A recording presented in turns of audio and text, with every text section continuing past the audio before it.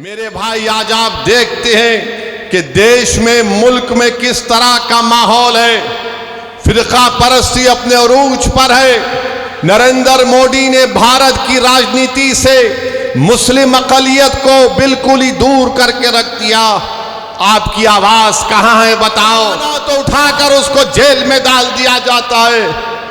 मगर हम बीजेपी के लोगों से कहना चाह रहे हैं, तुम क्या कर सकते? तुम सिर्फ जान ही तो ले सकते हो ना। तुम जान ही तो ले सकते हो, और क्या कर सकते हो? आप देख नहीं रहे कि कितने बड़े बड़े नेता कांग्रेस के बीजेपी में चले गए।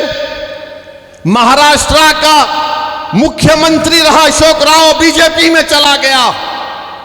बोलो उसके बारे में, बी टीम नहीं बोलते उसको।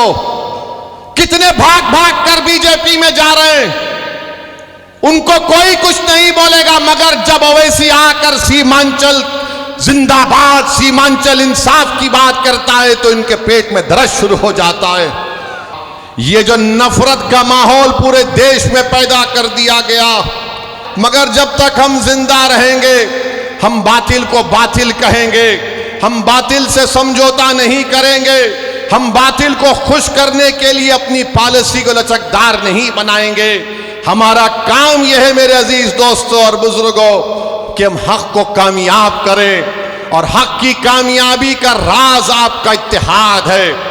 याद रखिए, कब तक आप सेकुलरिज्म के नाम पर ठगे जाएंगे? कब तक आप सेकुलरिज्म के नाम पर इनको वोट देंगे और वो बीजेपी को बिहार में सत्ता देंगे? मैंने 2015 में भी कहा था तुमसे, मगर तुमने मेरी बात का यकीन नहीं किया। मैंने 2019-20 में भी कहा था, मगर आपने मेरी बात को नहीं समझा। कम से कम अब तो समझ जाओ।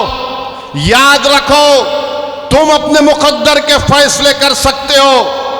तुम में इतनी ताकत है कि मुस्तकबिल में तुम्हारे हक में जो फैसले लिए जाएंगे, तुम खुद उसको कर सकोगे।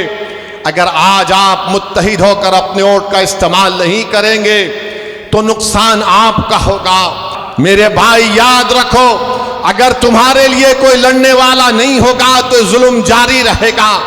हमारे वतन अजीज की हकीकत यही है कि जब तक तुम्हारी आवाज नहीं होगी, तुम्हारा कोई पुरसाने हाल नहीं हो सकता है। जब तक तुम्हारा नेता नहीं होगा, कोई तुम्हारा काम नहीं कर सकेगा। अब कौन क्या करोगे तुम? ये जो दल्लाल फिरते हैं, हमारी कौम के दल्लाल, अरे दल्लालों, अभी तो अपना मुंह काला करके घर में बैठ जाओ। बरसों से धोखा दिया गया है, बरसों से धोखा दिया गया। ये मैं नहीं कह रहा हूं, बिहार सरकार कह रही है।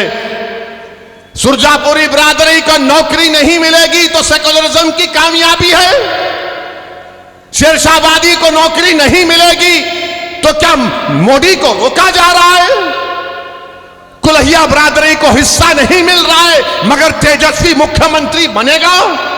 अरे शर्म करो, अपने बाप का नाम मिटिया मिलीत मत करो। अगर अभी भी तुम्हारे दिलों में जो धोखा देकर चले गए, अगर तुम्हारे दिलों में गीरत बरकरार है तो सोचो कि किससे धोखा हो रहा है। और तुम्हारा, मगर राज किसी और का हो रहा है।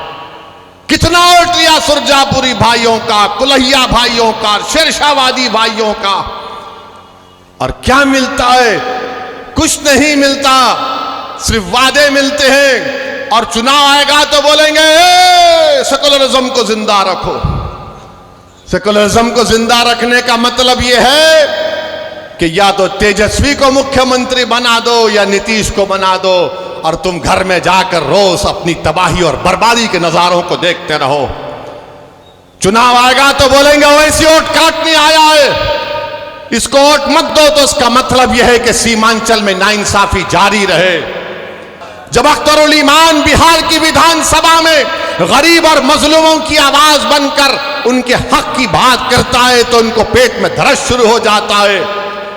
तेजस्वी यादव को जरा सोचना चाहिए था कि जब तुमको मंजलिस की जरूरत पड़ी तो अख्तरुल ईमान को बुलाया और बोला कि अख्तर भाई, हमारा साथ दे दो। तेजस्वी, तुमने जो 4 गुलाब जामुन समझकर हमारे विधायक को खा लिया, वो हजम कर गए तुम उनको? क्या किया तुमने उन चारों का? कहां मुंह दिखाने के काबिल नहीं रहे वो लोग? आज अख्तर अली मान से कह रहे, अरे हमने पहले दिन से कहा था कि हम बीजेपी से कभी समझौता नहीं करने वाले, हम कभी समझौता नहीं किए, ना करेंगे कभी इंशाअल्लाह ताला। दो मर्तबा नीतीश कुमार को तुमने मुख्यमंत्री बनाया और दो मर्तबा नीतीश कुमार ने बिहार की जनता को धोखा दिया और बीजेपी को सत्ता दी। मगर बताओ, इनकी जबानें बंद हैं, जबानें बंद हैं, कुछ नहीं कहते। मगर मेरे अजीज दोस्तों और बुजुर्गों, हम आपसे सिर्फ यही अपील करने आए हैं कि आने वाले लोकसभा के चुनाव में नरेंद्र मोदी के 370 का वो जो दावा कर रहे हैं उसको रोकने के लिए, क्योंकि हम जान चुके हैं कि तुम बीजेपी को नहीं रोक सकते। मोदी को अगर कोई रोक सकता है तो इंसाफ पसंद लोग रोक सकते हैं। ये मिलावटी, ये मिले हुए लोग नहीं रोक पाएंगे। ये कभी भी किसी भी कीमत पर आपका सौदा कर जाएंगे।